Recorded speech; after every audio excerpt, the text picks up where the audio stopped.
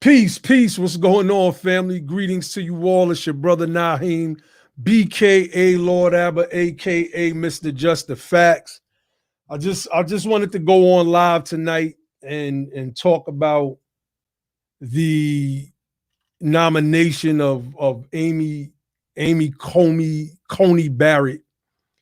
And I really I don't got too much to say, but I did want to touch on it a little bit because a lot of what's going on in America right now is the result of not atoning for her original sin. So, I'm gonna touch on that a little bit tonight. I've just jumped on here. I don't know if any of my bros are gonna come on, but I had to come on. It was on my chest for me to come on here and speak a little bit, and I'm gonna do just that. So let me share this real quick. Now, I wanna get into, but first hit the like button, family. Hit the share button. Like I said, I'm not gonna be on here long. Probably be on here less than an hour. But I do want to speak to what's going on with the Senate as they have just confirmed the nomination of Amy Coney Barrett. Her policies, her views rather, not her policies. Her views reflect conservative policies, right? Conservatism.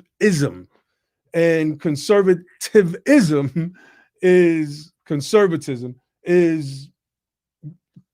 there's no other definition other than there are people that want America to go back to this specific type of way that America never really was. And maybe for pockets of America, Martin Luther King Jr. spoke about the other America. Shout out to everybody coming into the chat. Martin Luther King Jr. spoke about the other America. He spoke about, if I could paraphrase and use an analogy, in one part of America, there's heaven, depending on your skin tone. And another part of America, there's hell. I was watching a documentary that was done on, I believe, ABC News the other night, and it was published about a week ago, and it was talking about white supremacy. And I watched another interview with the woman who wrote this book, that she just recently published a book. I didn't know I was going to bring this up, so I don't have those references in front of me, but the main premise of white supremacy is anti-blackness. That's the main premise of white supremacy. And when asked, the woman that wrote the book, and forgive me, I don't have that reference. I shared it on Facebook and I shared it on Twitter. It's on my timeline, on my wall. I don't know if that's the same thing, but the reporter asked her, did you face a lot of anti-Jewish sentiment? And, she spoke to that, right? But it was more fluff than anything, because a lot of evangelical Christians feel that Jerusalem is the promised land. So although there's a divide in that regard, there is some cohesion on the fact that they're all white supremacists, right? So her answer that she gave initially to the question, though, was that their whole ideology was rooted in white supremacy, and white supremacy, but anti-blackness. That drove, she infiltrated certain groups, et cetera, that drove their thinking, that drove their push, which is why I don't understand why somebody can be a quote unquote black conservative. That baffles me. I'm completely baffled by that idea. If you're a disaffected Democrat, that's one thing. But to say that you're a black conservative, even to say that you're a Republican, I mean, I guess it's more acceptable. But to say that you're a black conservative, ooh, I don't think you understand what you're saying. But nevertheless, I wanted to tie that into the nomination of Amy Coney Barrett because I seen the thread on Facebook and it was from the Washington Post. And I was looking at some of the comments and I was just laughing. I was laughing because when you look at America, I'll see if I could go back to that and find it. Nah, I don't want to just keep scrolling and scrolling and scrolling. But I was looking at the comments, and a lot of the comments were, you know, America's dark day, et cetera, et cetera. And my facetious chuckles were based off of the fact that many of these people didn't have to live the life that we had to live. It's just like when Trump won and Saturday Night Live did the sketch with Chris Rock and Dave Chappelle. You know, their thing was like, okay, is Trump any different than any of the rest of these guys? As we've suffered under all of them equally, you know, and that was my view when I looked at some of those comments. I want to go into some of Michelle Alexander's. Let me see. Did I pull that up? All right. I had something up from Michelle Alexander.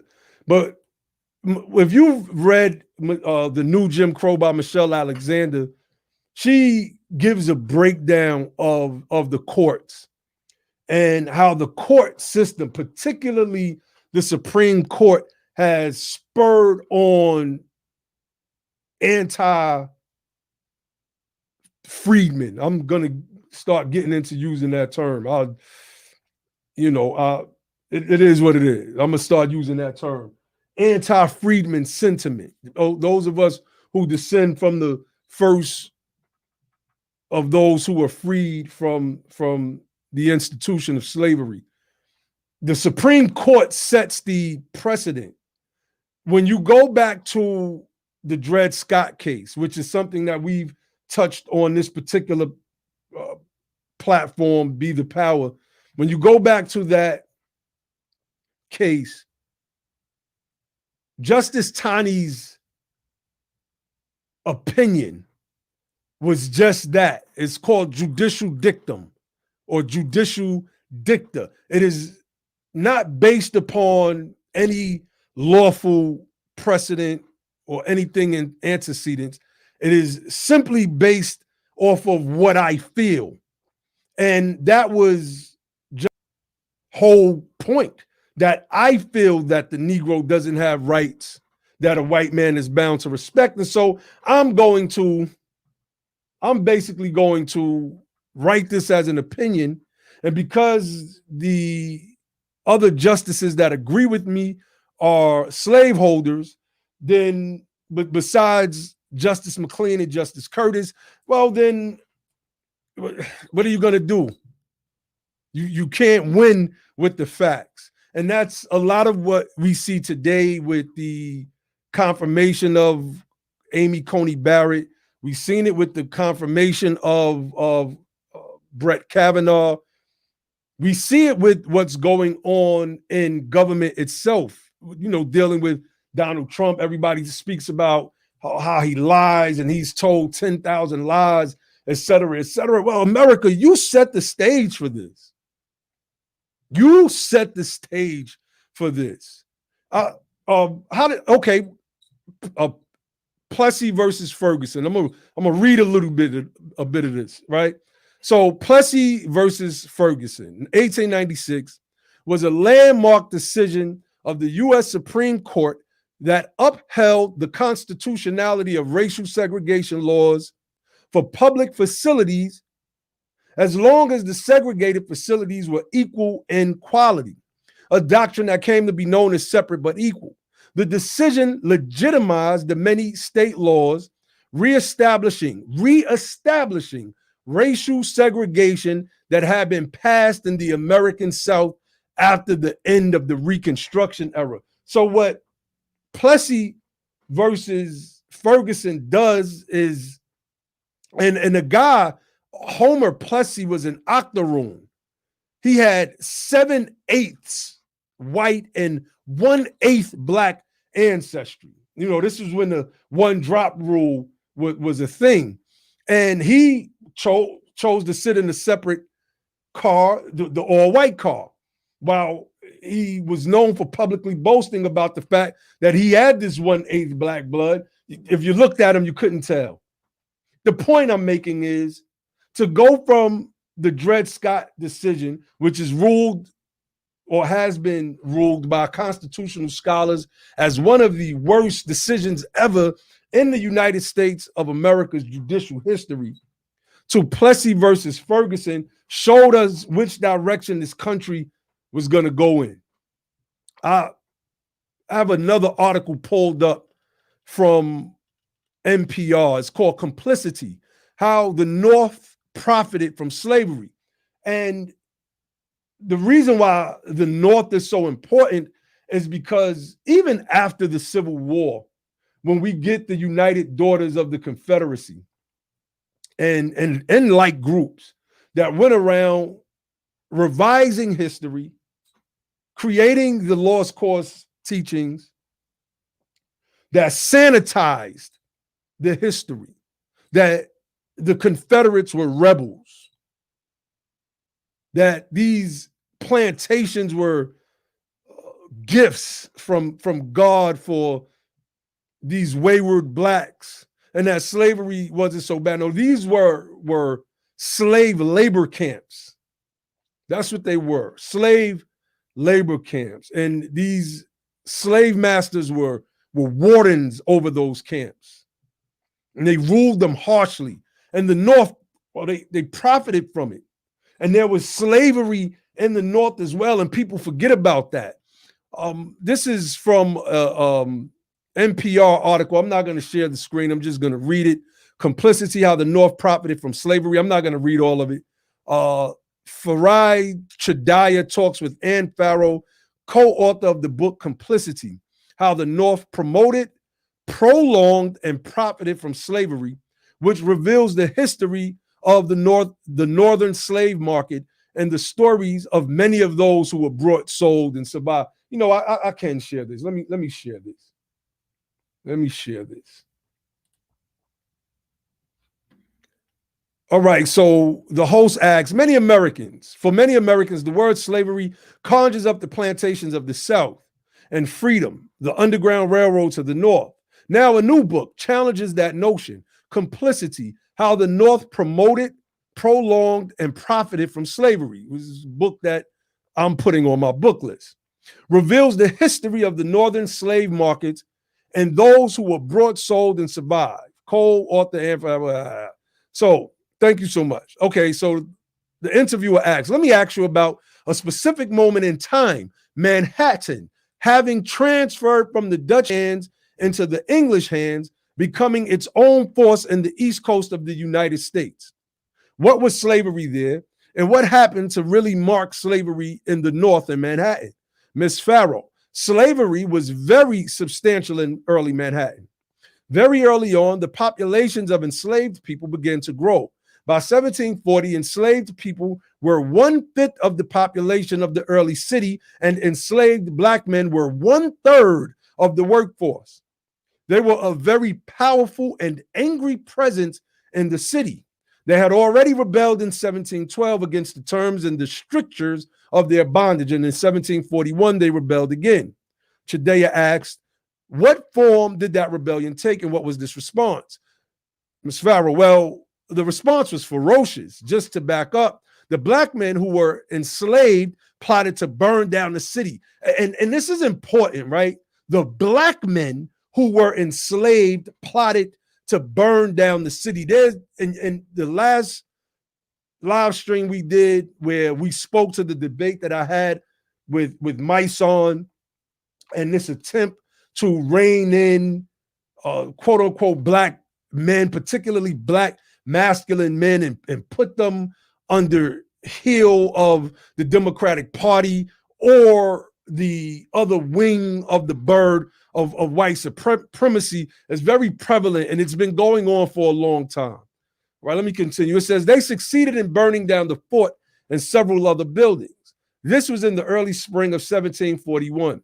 The city reacted. The city fathers, the white fathers, reacted with fury, and very quickly hundreds of black men were imprisoned. There was a lethal series of conspiracy trials.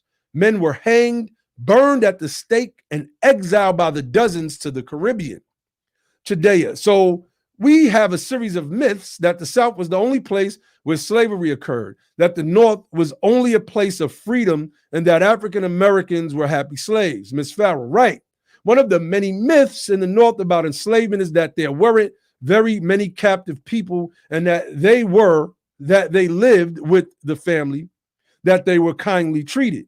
At its height, the enslaved population in the North was over 40,000. And if you look at the places where they lived and the places where they were held, it was very, very rude and mean and cold.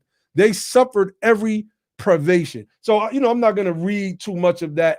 I'm just kind of tying that into the theme of what I'm speaking about right now. And that is the fact that America is dealing with the grapes of its own wrath.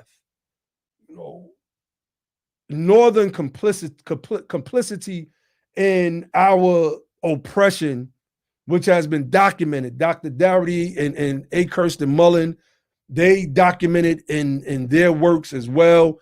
There's an article. I can't really see the chat, y'all. I'm working with two screens, two monitors for the first time. So shout out to everybody that's listening in.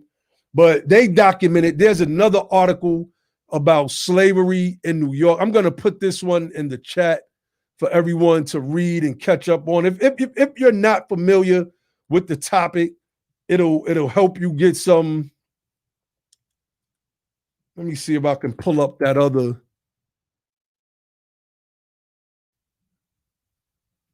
article.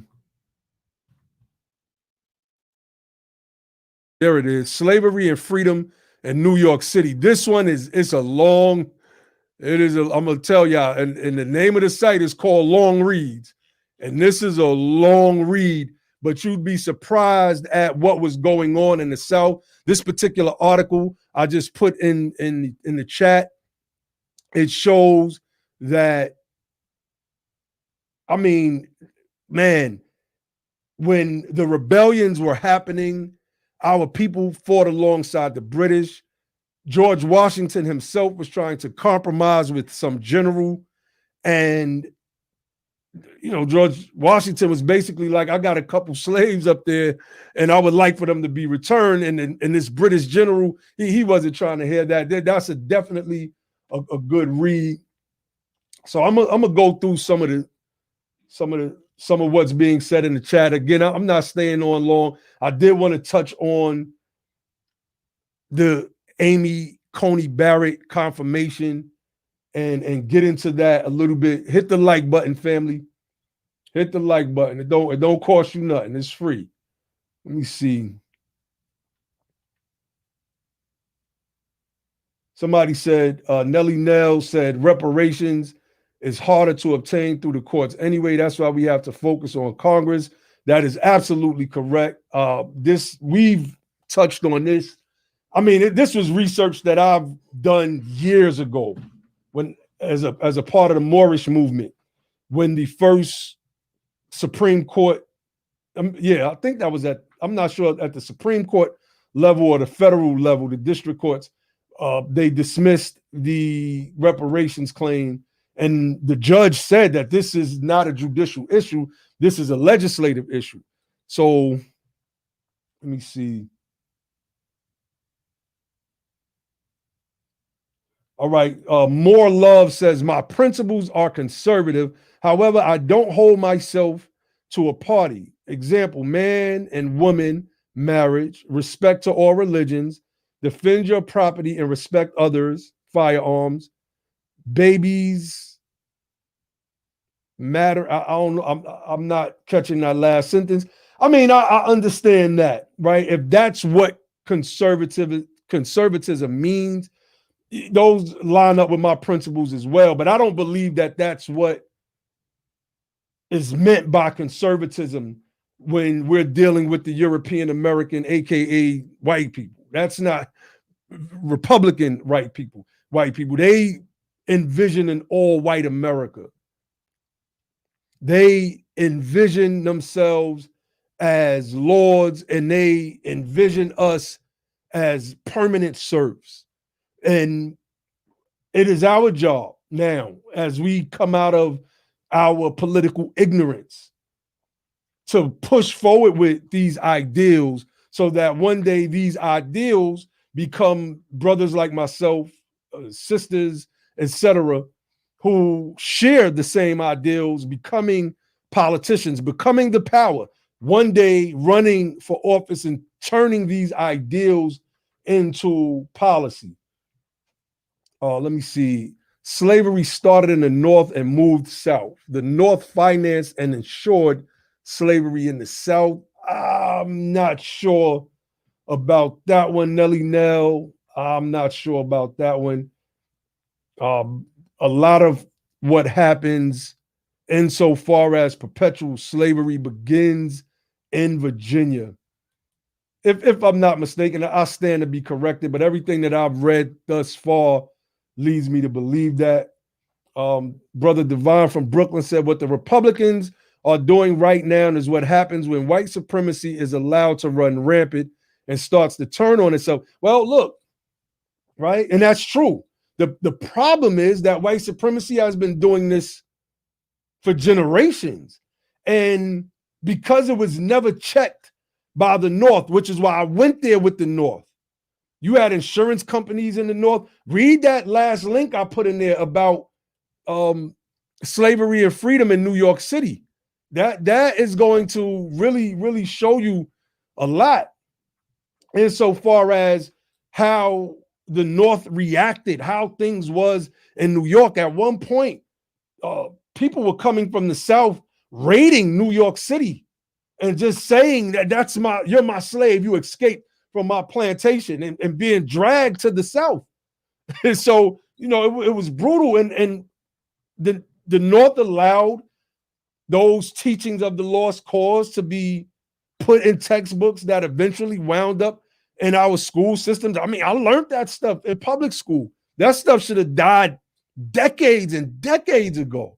But this was a way to keep us as a permanent underclass in this nation. Let me see.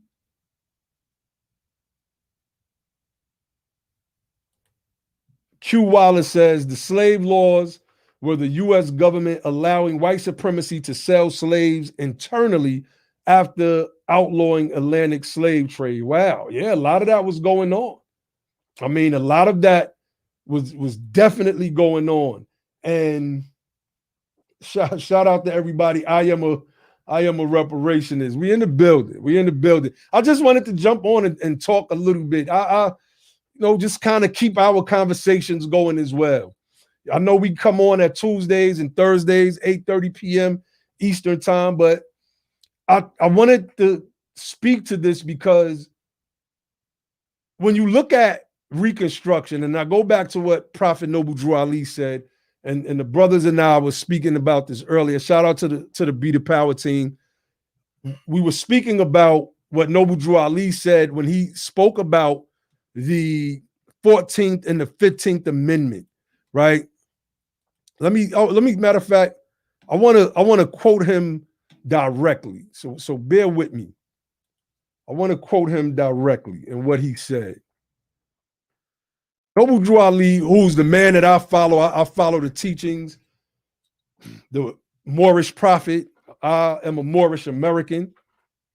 I make no secrets about that at all. I'm just not one of those crazy zealots, and I always issue that disclaimer. Noble Drew Ali says this. He says the 14th and 15th Amendments brought the North and South in unit, placing the Southerners who were at that time without power within the constitutional body of power. And at that time, 1865, the free national constitutional law that was enforced since 1774 declared all men equal and free.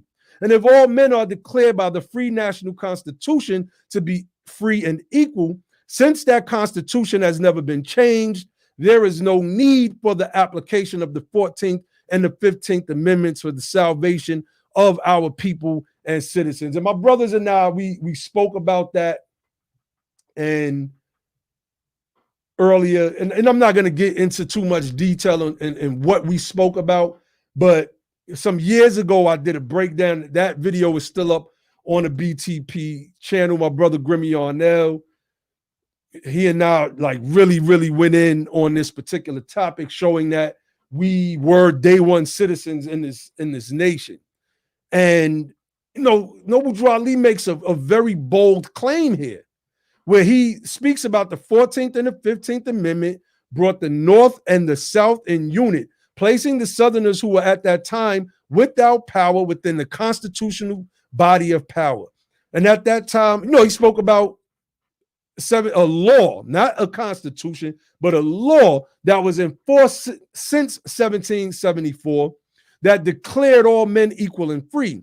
And if all men are declared by the free national constitution to be free and equal, since that constitution has never been changed, there is no need for the application of the 14th and 15th Amendments for the salvation of our people. In many instances, Prophet Noble Drew Ali is right, because these provisions were ignored. These were the Reconstruction amendments that pretty much did away with a lot of segregationist policies until we get back to Plessy versus Ferguson in 1896. And I want to read that part again, where it says the decision legitimized the many state laws reestablishing racial segregation that had been passed in the American South after the end of the Reconstruction era. We look at Joe Biden, the current Democratic nominee for the presidency of the United States of America. Strom Thurmond and others who I can't even remember right now. Like, these were his buddies who he palled around with. These were his people. These are the people that he held as dear friends. This guy was a old Jim Crow Joe is what I called him. He was just an old segregationalist. When you look at Jim Brown and you see that he was such a champion for our people and abolishing slavery as an abolitionist and a reparationist, he was full-throated in his support. He didn't waver on should he be friends with slaveholders. His idea was kill them where they stand. And had John Brown, we're going to talk about this. We're gonna do a live stream about the impact of John Brown and the what if. What if John Brown had been successful? You know, we're gonna get into some of that one of these episodes. But you know, somebody said that I see the new Biden ad with Jennifer Hudson. No, I didn't. I haven't seen that. I haven't seen that. Peace to everybody in the chat. But yeah, so what we're looking at right now is America's chickens coming home to roost. Malcolm gave us a perfect line. He gave us a perfect line. America's chickens have come home to roost. Y'all never squashed this racism thing. I've watched several documentaries over the past week on white supremacy and their organization. And when I say organization, I mean being an organized series of groups all over the United States of America. And certain analysts and former FBI agents were saying Yeah, the FBI kept sweeping it under the rug. Every time the issue was brought up, every time they would rear their heads, it would get swept back up under the rug. Every single time. So, I mean, that's America's fault. That's her fault. Right now, the Democrats are setting up through their proxy puppets in brown skin to blame us, black men, as we're called in this country, if Biden loses. And this is why the pressure is on people like Ice Cube. This is why the pressure is on. We don't need strong men speaking up at a time right now. We don't need anything. Like Roland Martin, I'm pretty certain he's good. Angela Ross said that black people they're not impoverished because many of her friends are doing well. Not the race of people, not the group. Many of her friends are doing well. This is America's fault. You didn't fix the revisionist history in the history books, the lost cause teachings. And so now you got a president that lies incessantly. That's your fault. You didn't fix the decisions of the Supreme Court. You upheld them. This is even spoken about in the book, The Color of Law, by, I think his name is Richard Rothstein. He speaks about how the Supreme Court basically enabled government segregation of our people with the doctrine of redlining. He speaks about that in his book. Chief Justice Roberts was one of them. This isn't our fault. This is America's fault. Y'all have allowed this to happen. You can't blame us for Amy Coney Barrett. You gave us a president in Barack Obama that did nothing for us as a people. In fact, our wealth declined under that man's presidency. It declined, and it's still on a steady decline. COVID has precipitated that fall. This created the disaffected Democratic black men that y'all are speaking about right now, who lean towards a Candace Owens and those types. And I see them, I build with them. Some people from my hood. I debate with them all. I still love my bros. They from my hood, but I debate with them all the time. My thing is, I'm not a Democrat or a Republican. My thing is, don't be fooled. Don't jump out of the frying pan, which is the Democratic Party, into the fire, which is the Republican Party. Don't do that, because you went from letting one group fool you and trick you into a whole new group fooling and tricking you. Neither one of them seeks to do you any good. Neither of them. So this isn't our fault. It's America's fault. Everything that's going on right now. You didn't prosecute KKK members and private citizens who were racist that killed and slaughtered our people when these cases were brought to your courtrooms. You let the killers walk free. Now, Roger Stone can get out of jail, and all of these different people that it has been shown are criminals. These people can walk free now. Y'all did that. What makes Bill Barr so much different than J. Edgar Hoover? Because Bill Barr says he doesn't believe that there's a racism problem in the United States of America. What makes them different? America did that. This is y'all's chickens coming home to roost. A part of me, I sit back, I enjoy it. The other part is like, well, what happens when you let these Confederate flag waving monsters keep strolling around? Then and the reports have shown that their whole ideology is based in anti-blackness. Then the war is coming eventually. So you got to be prepared. You got to be prepared for that war. So, somebody says, so it's not Black immigrants' fault? No. How can it be Black immigrants' fault that Amy Coney Barrett is being elected? I mean, I don't think we're blaming Black immigrants for anything. Not over here, tunnel vision. Not us. We're just talking, when we over here speak to immigrants, we're speaking to the fact that you have many of them that have come over here and plugged into whiteness and now thumb their noses at us in the same way that the people who have largely oppressed us over here have done. That's what we speak to over here at Be the Power. I can't speak for anybody else. All right, let me see. Let me go through some of these comments. Let me see. Somebody, Dwight Space said, Jim Crow Joe is the typical Northern racist. That's a good analysis, brother. Good observation.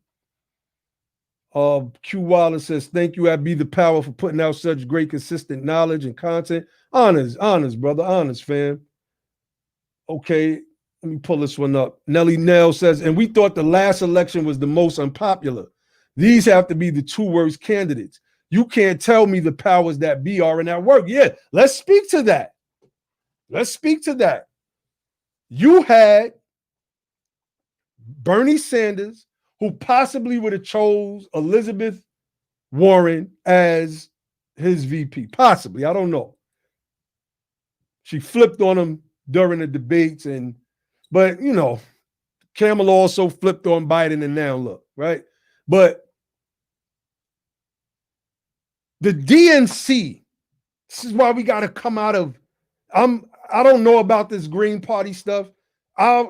When I talk about a third party, I'm talking about a party that's ran by us, that is founded by us, and then we can let everybody in once we structure everything so everybody is always on the same page. I don't know about the Green Party, but the DNC conspired with the networks, MSNBC and CNN, to push out Bernie Sanders. They wanted to keep their own corporate welfare going. And welfare is socialism.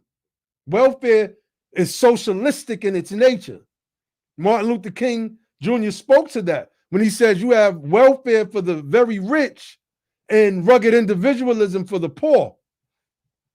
The DNC conspired with major media to get Bernie Sanders up out of here so that centrist moderate Joe and his centrist moderate policies, which lean Republican. Remember, when Obama was in office, over 100 millionaires were made, and they were all European Americans, aka white people.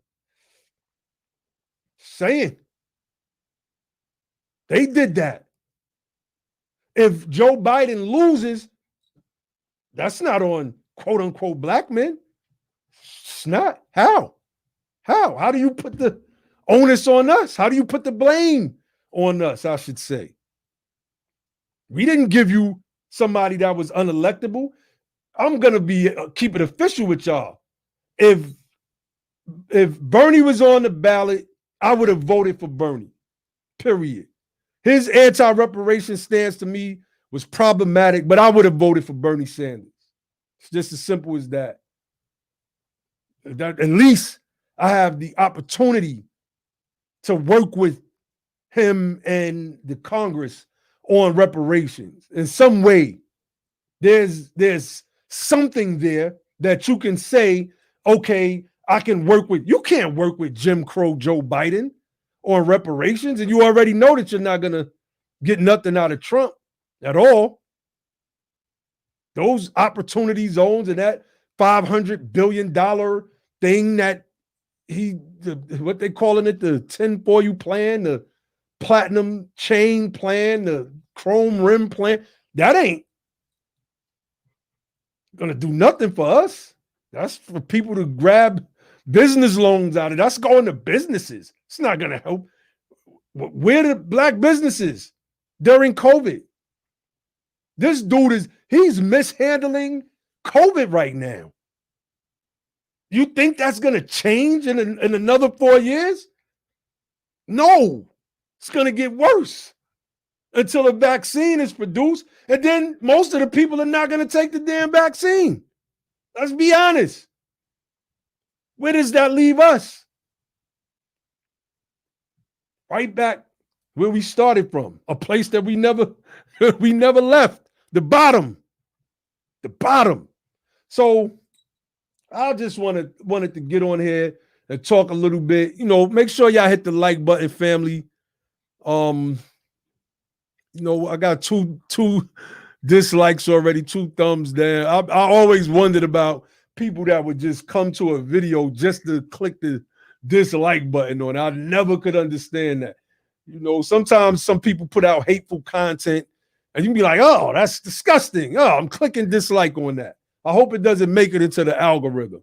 But when you're not putting out hateful content and people just coming to hate just to hate, then it is what it is. That's what you get. Let me see. Somebody said Bernie Sanders is an open borders Democrat. Open borders equals genocide. Hey, look, I agree.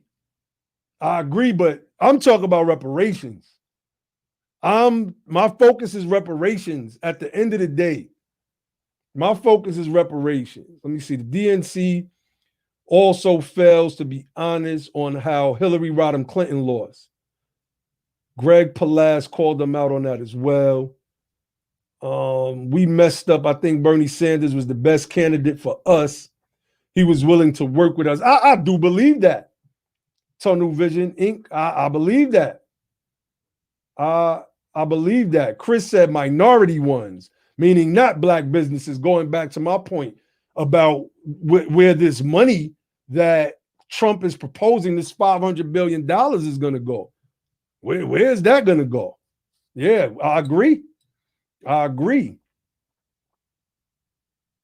42 tribes makes an excellent point. Let me pull that up. Obama deported more people than Trump. The open border thing is part stereotype. That's an excellent point. I don't know if you could debate that. But at the end of the day, reparations. Because now what happens when you get Joe Biden in, if he goes in, they push HR 40 through. Joe Biden signs off on it.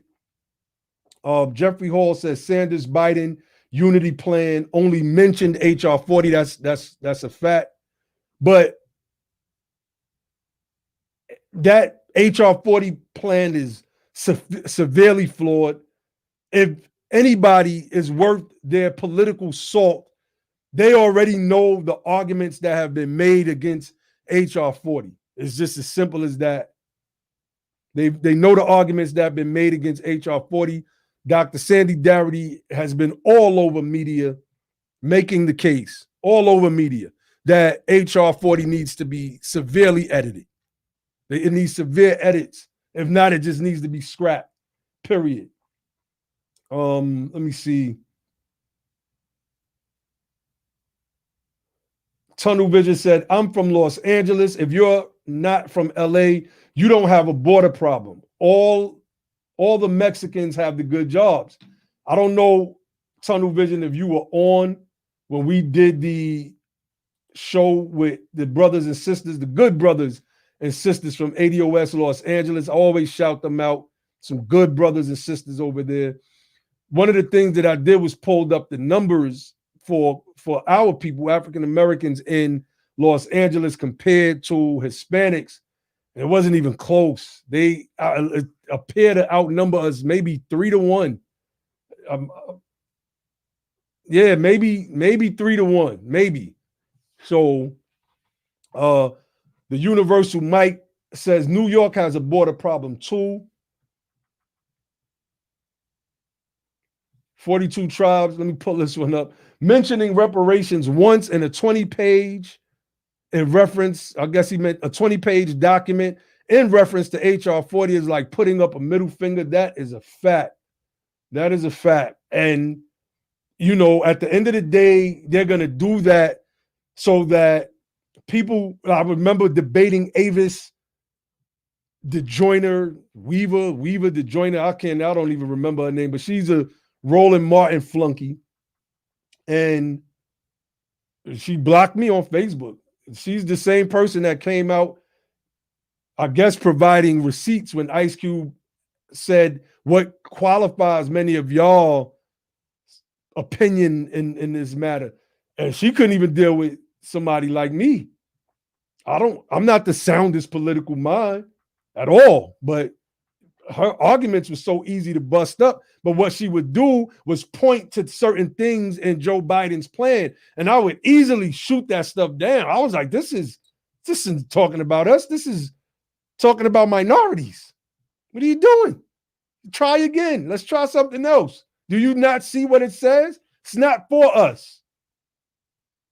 So, of course, when you look at that unity plan and the mentioning HR 40, just throw that in there. It's something that the blacks will run with to quell the other blacks that are talking about this reparations thing, you know. So, let me see. Much needed after that. I don't know what this means. ADOS I guess North Carolina Goddess Peace Fam strong content again.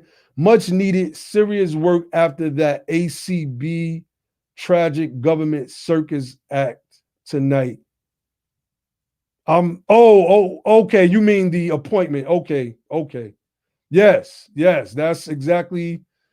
Yeah, but it is what it is. That's America did that. America did that. They are responsible for Trump. They put him. Barack Obama went in the White House. First and foremost, he did nothing for us. Nothing substantial. Nothing substantial that somebody can point to and say it helped us. I got a video that I put up on my Instagram page where Obama, I believe it was a 60 Minutes interview, where he's talking about this stuff, man. And he's being pressed on policies that he could have done, and it doesn't work that way. It doesn't work that way. We suffered under Obama, while Fox News was making him the big black boogeyman, which helped bring out a lot of these white supremacists. Just did. All right, Q Wallace, let me pull you up.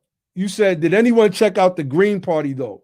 They have reparations on their platform. I found that out a few days ago. I mean, I found that out as well. I haven't checked their platform. Me personally, I'm just not at the point where I want to. I want to latch on to nothing that we are not spearheading. We, as a people, are not spearheading. Just don't want to do it, man. Tired of it. I'll look at it at some point in time over the next couple of days. I promised myself that I would do that. But other than that, I mean, nah. I'll look at it. Jeffrey Hall says Kamala Harris wants unlimited H-1B visas for Asians in addition to open borders. Biden and Harris are trying to destroy #ADOS. Yeah, I mean, America has always been trying to destroy us. That is a fact. Biden, Q Wallace says, Biden saying he can give you a free 4-year college education. 42 tribes. The ramp in immigration goes back to Reagan. So the ramp up, I guess, in immigration goes back to Reagan. So I say it's part stereotypes with Democrats, but it's also true that Biden wants to give citizenship to millions of immigrants. Now, look, I mean, in New York City, I'm not sure if that was a statewide. It may have been a statewide referendum. Illegal immigrants, they can get driver's license. It's brothers that are struggling paying child support in New York City who descend from slavery here in America. Their driver's licenses are suspended. So how does yeah, I mean, insofar as if when I speak about the Bernie Sanders hypothesis of, you know, him, if it was him, yeah, immigration is a thing that we're gonna have to deal with. But how can we work this reparations plan? At the end of the day, I'm not focused on immigration. I'll leave that to somebody else. I'll let them beat that dead horse. We at Be the Power is not going to put all of our focus in immigration at all. We're reparationists, not immigrationists. King One Supreme says your driver's license gets suspended or child support. Yes, brother, you're talking to one of its victims, brother. You are talking to one of its victims. Let me see. I'm about to get off of here in a few minutes, fam. Okay, the Universal Mike says, and I am here from South Carolina and can't even get a real ID with a valid South Carolina driver's license in New York. That pissed me off. Wow. Nellie Nell says, Biden says he's going to give free 4-year college tuition to everyone. Then you're going to need a master's to get a job paying minimum wage. That's a fact. Okay, so I'm guessing Jeffrey Hall is a Trump supporter. He says Trump will not endorse open borders or amnesty or unlimited H-1B visas. Trump isn't harming ADOS specifically. That is just simply not true, Jeffrey Hall. Let me pull that up. The second half of your statement is not true. Trump isn't harming ADOS specifically. When you look at a lot of what's going on with injustice, what does Jeff Sessions say when he first gets nominated as the Attorney General? I will not police the police, meaning I'm not going to rein in their terror. These are our physical white supremacist stormtroopers. I'm not going to rein that in. I'm just not going to rein that in. So go look at some of the appointments that Trump has put in place. Everybody is focused on Brett Kavanaugh and Coney Barret and what's the other guy, Neil Gorsuch. They're focused on these guys, but go look at a lot of his federal appointees. Many of them are blatant white supremacists. And at some point, when you have to fight some discrimination in your state and your case has to go in front of a district court, district judge, federal judge, then you're going to understand how much damage Trump has done. But you can't put that toothpaste back in the tube at the end of the day. You know, I think people are looking at Trump on a surface level and not the damage that he's already done by inserting white supremacists into these lifetime positions. I don't really think people understand that. That part is grossly overlooked. It's grossly overlooked. He says, Jeffrey Hall says, you have to focus on immigration as part of reparations. I'm like this, man.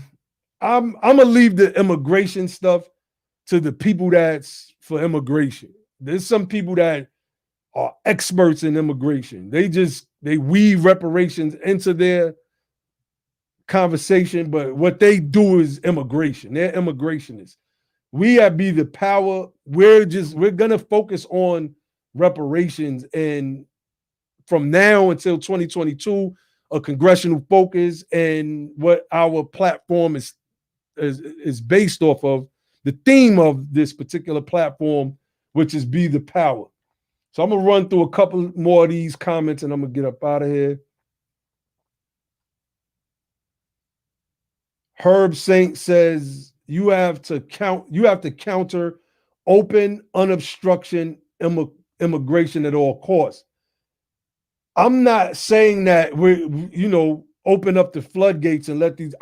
We spoke to the deleterious effects that immigration has had on our economic positionality in the United States of America. We focused on that, on be the power.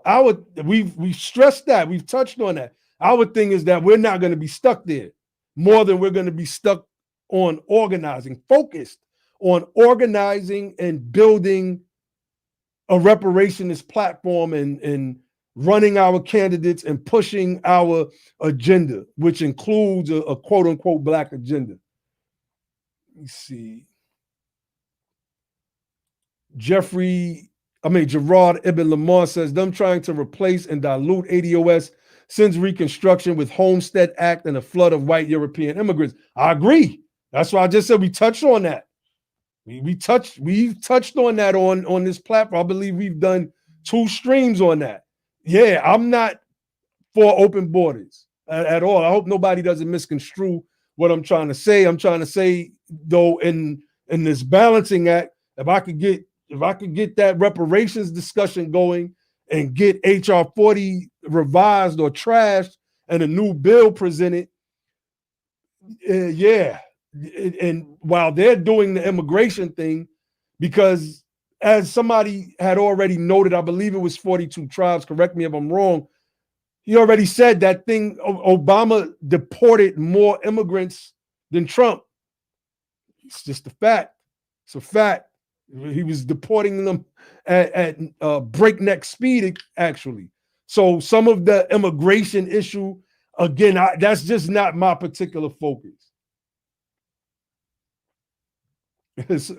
42 tribes said we should argue that ADOS should get stock in the vaccine as a down payment on reparations. I don't know about that one. That's out of my pay grade, brother or sister. I don't know if you're a brother or a sister. That's out of my pay grade, fam. Chris said opportunity zones are harming us. That is a fact. They're not doing anything for us. They're helping rich people. Google said you don't need a degree. All right, that was an interesting comment. Where did it go? Oh, Google said you don't need a degree, just experience with cloud platform or their training. I don't know. I guess I would have to look into that. Trump just signed an executive order for Latinos. I don't know what that executive order is. Give me some context on that, Tunnel Vision Inc.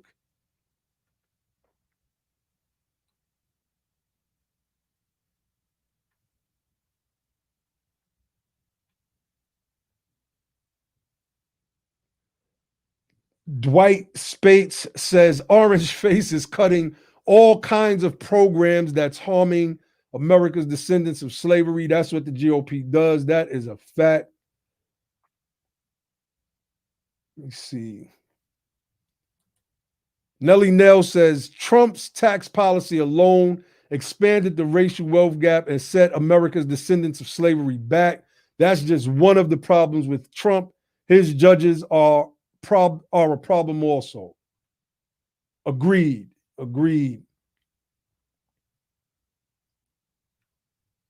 Ms. Battle said no more immigration. Hey, I agree. I hope nobody doesn't misconstrue what I'm saying.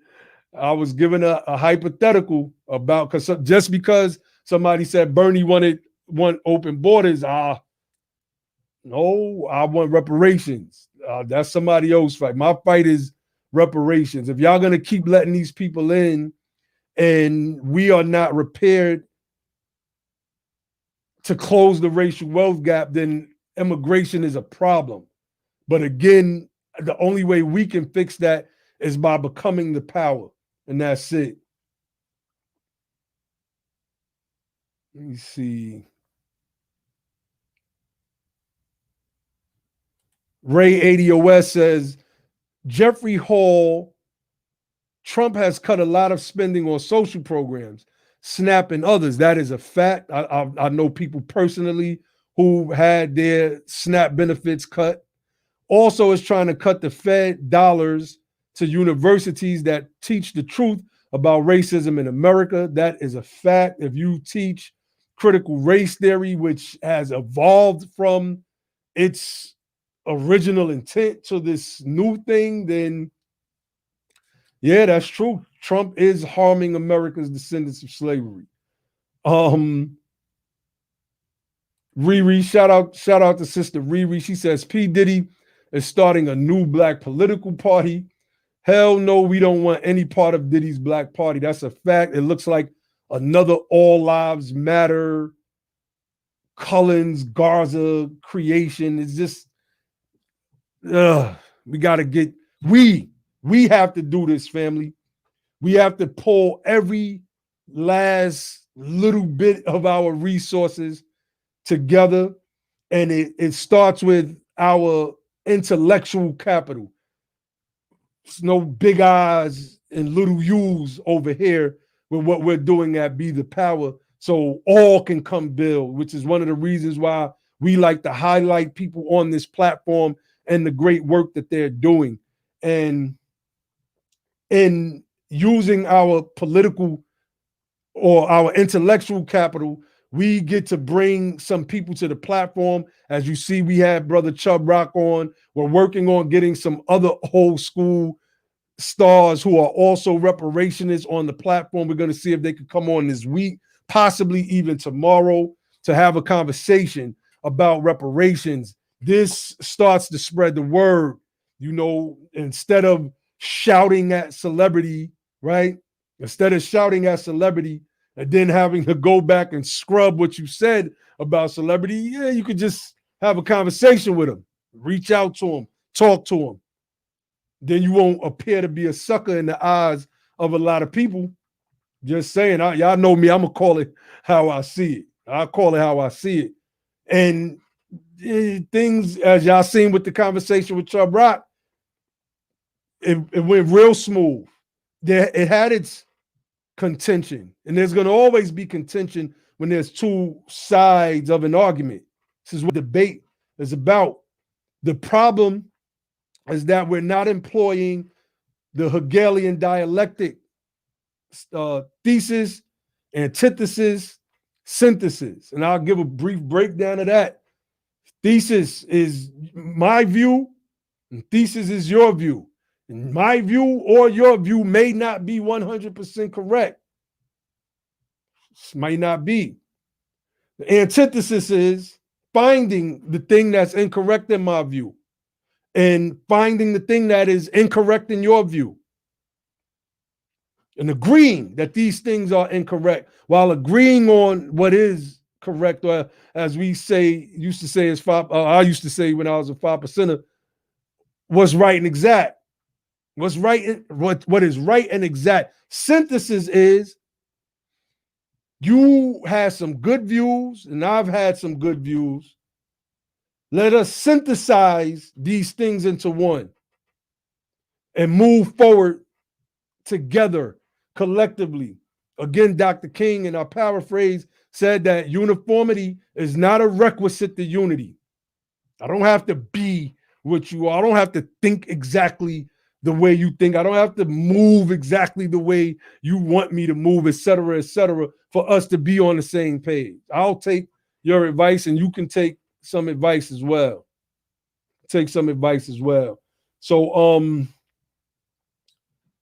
I'm through here, fam. I just wanted to jump on and talk about Amy Coney Barrett and her nomination in the Senate.